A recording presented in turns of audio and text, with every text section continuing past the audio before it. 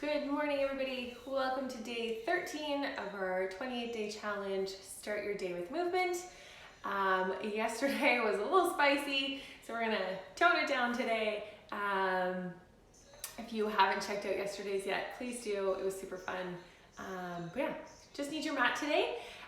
So make sure you have space, a mat, and let's get going. We're going to start with our feet and toes today. So you're just going to sit up nice and tall.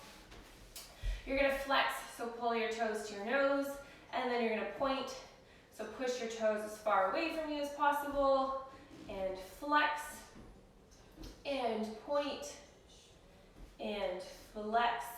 So we're trying to keep our knees nice and straight as we're isolating our ankle movement.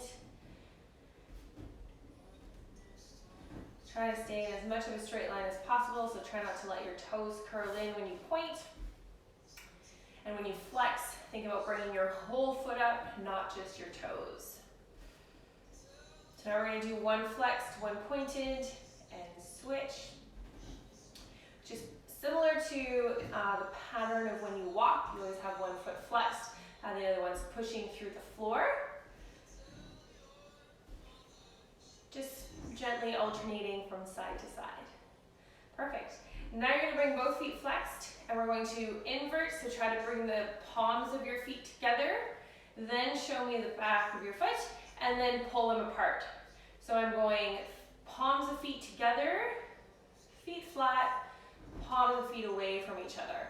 Going away from each other is going to be a lot less range of motion, so if you don't have a ton of range of motion on that one, don't stress about it. It's normal. Nobody does. So in, straight, out, straight.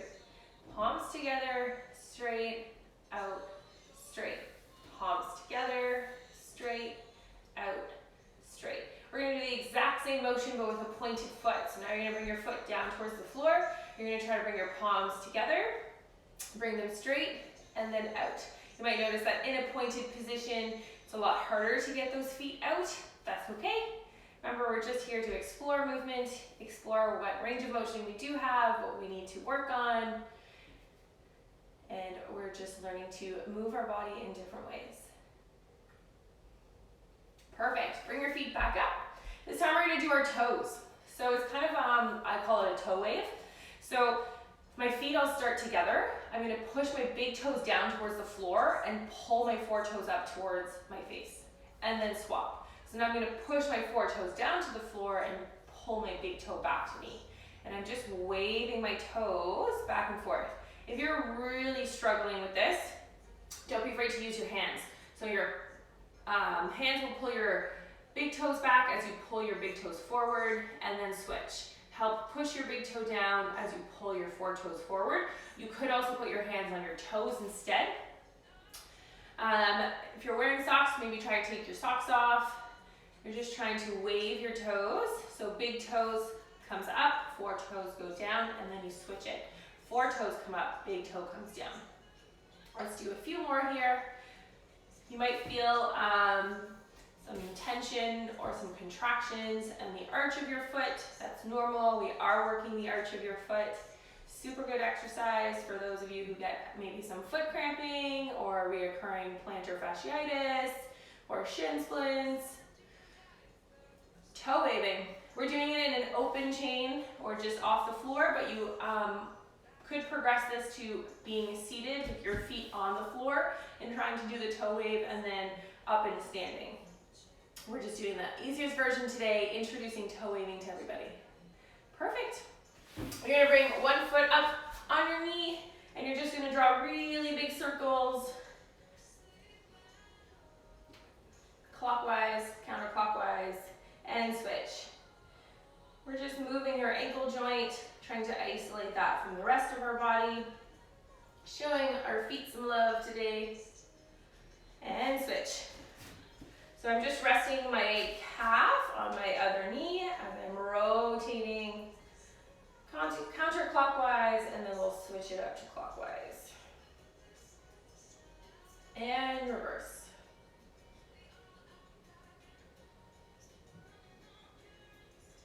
Perfect.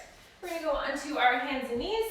Tuck your toes under, try to sit back on your toes. If ever this is super painful, you can always keep your hands on the floor, and we're gonna do some neck movements as we're doing our toe stretch. So like I said, hands on the floor if it's too big of a stretch, or you could put something underneath your knees. So if you have a foam roller or yoga blocks, put that underneath your knee. Imagine it would be underneath my knees, so that you have less of a stretch on your toes. Otherwise, try to be up as tall as you can. We're just gonna look up, keep your teeth together, but don't clench, and look down. Always trying to make sure we don't move our shoulders. 2 more.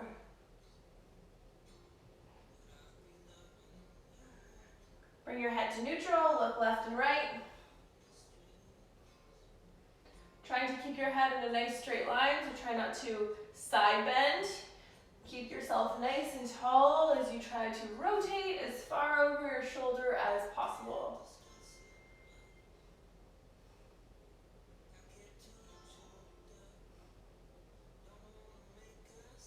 Beautiful.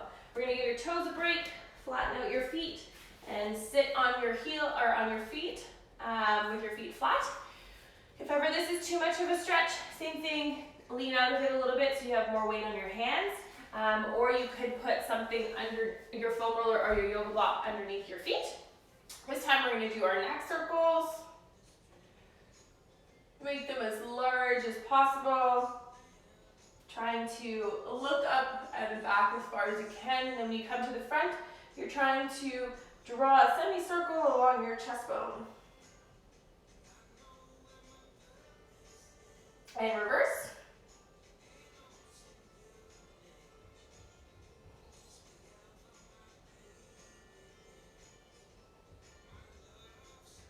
Beautiful. We're gonna go back up on our toes. So my toes are gonna be tucked under.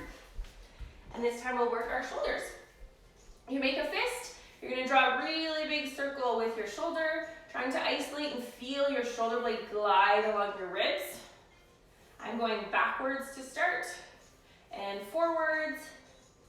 1, 2, 3, 4, and 5. Turn that into really big arm circles. Trying to make your range as large as possible, reaching as far back behind without dumping your head forward. So you're trying to stay up nice and tall, isolating shoulder movement or arm inside your socket. Reverse, so reach back as far as you can, then rotate and pull it up and around. Beautiful. Same thing on the left. Shoulder circles first, trying to isolate shoulder blade movement along the ribs. 2 more. And reverse. If ever your toes are getting tired, just flip your feet to be flat. I know this is a big stretch for a lot of people. And turn that into big arm circles.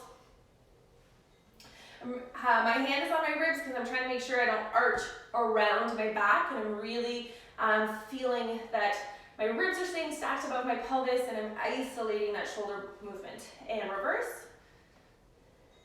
Big, slow, controlled circles, trying to figure out what range you have today. Is it better than yesterday? The same? Bad? Worse? If it's worse, that's not great. Just take note of it. Work on it today. And beautiful. Come onto your hands and knees.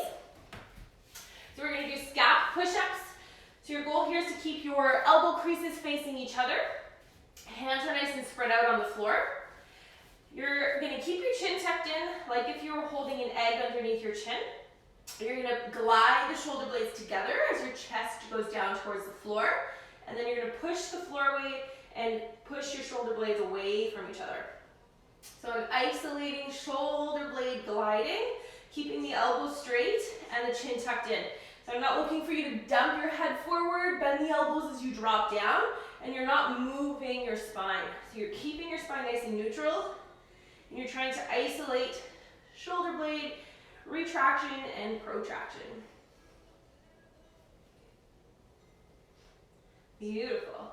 This time you're going to try to do some circles. So shoulder blades together, bring them up to your ears, push the floor away, bring the shoulders down. So it's a very slow version of it. If you have to keep the 4 movements broken down that way for you to get your circles, that's okay. Once you start to get the hang of it, try to make it a little bit more flowy. And reverse. Remember, we're always focusing on trying to get our shoulder blades to glide along our ribs. Perfect. Now you're going to turn that into a cat-cow. So you're going to use your shoulder blades in the same motion, but you're going to add your spine movement. So when you pull the shoulder blades together is when you're going to arch your back. So shoulder blades are together, arch your back, pull your tailbone up. Think about spreading your chest bone, look for the ceiling, and then reverse. So you're going to tuck your tailbone under, push the floor away, spread the shoulder blades, no shrug. Look for your belly button, and arch your back. Tailbone up, shoulder blades together, spread your chest bone, look for the ceiling, and reverse. Tuck your tailbone under, look for your belly button, and reverse. And one more. Tuck the tailbone under, push the floor away. Really try to round your low back. Focus on feeling your low back, trying to round, pushing up towards the ceiling. Take a nice big deep breath in and out.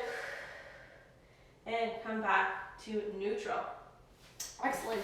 You're going to sit in a 90-degree stretch.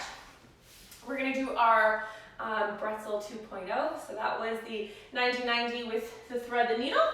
So if my right leg is in front first, I'm going to tuck my right foot up against my left thigh. Then I'm going to pull my left foot as close to my bum as possible. And I'm going to put my right hand out to the side. So I'm leaning down a little bit. Start with your left hand up towards the ceiling. Then you're going to bring that left arm down, thread the needle behind your right arm, and rotate as far as you can. Hold for one big deep breath in, out, and come back up. Breathe in, and out, and then hold for one breath in, and out, and come back up. Take a deep breath in, and out. As you're breathing out, you're threading the needle. Take a deep breath in, and out, and come back up. We're going to do 2 more. Rotate up to the ceiling, thread the needle, breathe in through the nose, and out through the mouth. Breathe in, and out, and hold for one breath in, and out, and come back up, and switch. So now your left leg's going to be in front. Starting your 90-90 stretch, then you're going to pull your front foot to have it, your foot up against your back thigh. Take your back foot, pull it as close to your bum as possible, and then I'm doing my left side, so my left arm is leaning out, so I have room to thread the needle between my body and my arm. Start with your opposite arm up towards the ceiling. Take a deep breath in. As you exhale, you're going to thread the needle. And then we're going to hold. Breath in and out. And rotate up. And exhale, thread the needle.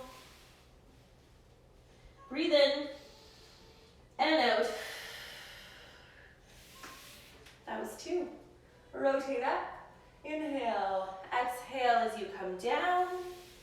Thread the needle, take a deep breath in and out. And come back up. That's 3. Inhale, exhale, thread the needle. Deep breath in and out. Last one here, rotate up and down. Exhale, thread the needle. Hold, breathe in, and out. And come back up. You're going to sit in a straddle. You can either have feet flexed or pointed or just relaxed. Feet flex is going to give you a larger stretch.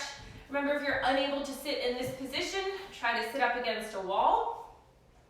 We're going to just do some forward bending. So the first one we're going to do, we're going to allow our backs to round. So our hands are going to be on the floor. We're just going to slide as far down as you can and slide back up, not really focusing on rounding or straightening your back, just kind of let it be. And then for part B of this, then we're going to be up in our letter T, create a lot of tension in our upper back and try to keep a nice flat back. Your goal here is to be at about 90 degrees. If you're super flexible, you could push your legs further out. Not necessary. So find a comfortable position. We're going to inhale. As we exhale, we're going to slide our hands away from us. We're going to do 6, and then we'll do 6 of the other version. So breathe in and out. Slide those hands down as far as you can. Make sure your feet don't roll in. Keep the knees up towards the ceiling and roll back up. That's 1. Inhale, exhale, slide down, kneecaps to ceiling, and slide back up. That's 2. Breathe in, reach forwards, and come back up. I forgot to tell you to breathe out, but you should breathe it out. Breathe in and out, slide forward, keep those kneecaps up to the ceiling, and come back up. And in through the nose, out through the mouth, and back up. Beautiful. If that version feels super amazing, keep doing that version. Otherwise, we're going to do a little bit more of an active version. So you're going to put your arms out in a T.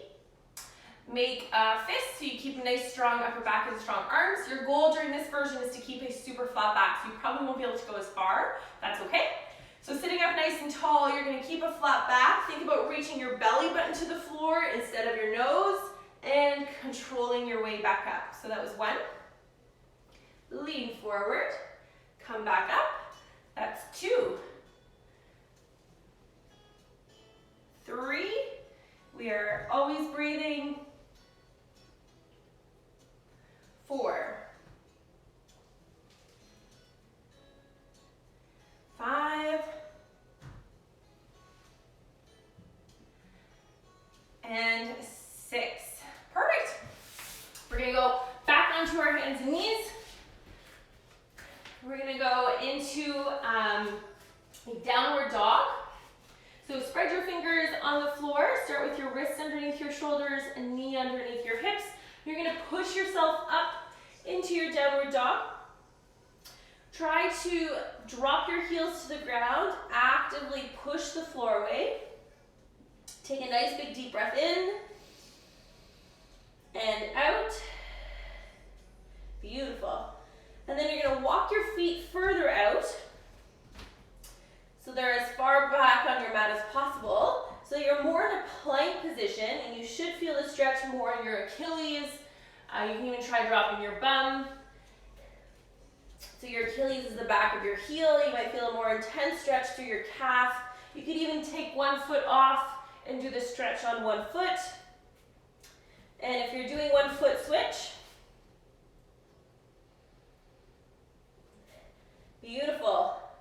And then drop your knees onto the floor, walk them back in. Go into your child's pose, allow your back to round. Take a nice big deep breath in and out. Really try to expand your ribs. Breathe in and out. Last one, breathe in and out. Come back up to your hands and knees, up into your downward dog. Trying to push the floor away, drive those armpits down to the toes, still taking nice big deep breaths in through the nose and out through the mouth. Breathe in and out. Walk your feet back so you're in more of a plank position. Really work at driving those heels down, stretch out the calves, stretch out the Achilles. You can rock from side to side. Switch feet if you're doing single leg, if you're doing double leg. Keep both feet on the floor, keep rocking side to side. Should be a little bit of a challenge on your arms, wrists, and shoulders, but that's okay. Then bring your toes, round your back. Breathe in through your nose, really work at expanding your ribs without bringing your chest up off your thighs. So keep your chest and belly button on your thighs. Breathe in, think about letting those ribs come up to the ceiling, and out. Breathe in, and out. Breathe in, and out. And back up. Beautiful. And there we are. Another 20 minutes of start your day with movement, ready to go. Thanks for joining me. Tomorrow I'll have a recorded video posted on my personal page. Don't forget to check it out. And if you are just starting out with us, all the videos are saved either on Instagram TV on this account, or you can go onto my personal account and all videos are saved as well on my page. Thanks for joining me. Have a wonderful day, and I'll see you guys tomorrow. Bye.